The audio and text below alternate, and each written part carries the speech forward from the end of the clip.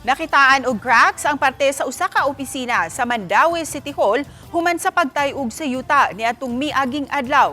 Atong sayran sa live report ni Nico Sereno. Nico? Yes, doon ay mga cracks nga mitimaw sa parte sa Presidential Building sa Mandaue nga gisusi karon.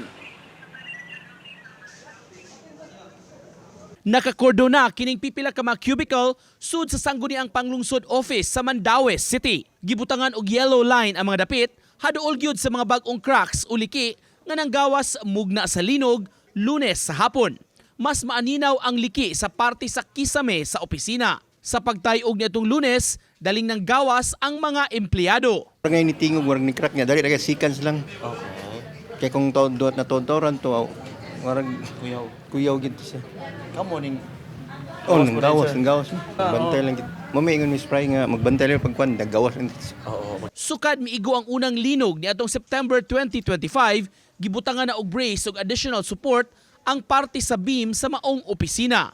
Human sa pagtayog sa miaging adlaw, naka-inspeksyon na ang taga CDRRMO sa City Hall, ingon man taga Office of the Building official. Tungod sa pagpangliki, pipila sa nag-okupar sa haduol kaayo nga cubicle mibakante una sa ilang pwesto. Gipahimangno usab kini sa taga CDRRMO para malikay sa kadaot. Dili na gito pagian pasud la katong area no patrabahoan kay cubicles mo to officers mo to. Ano gina mo recommend kita namo nga andes i-repair na ng kisame.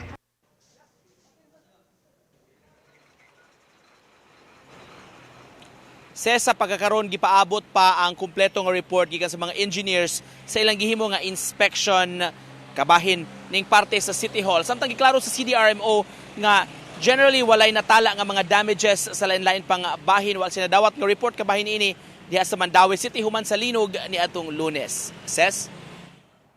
Dagang salamat Nico Sereno.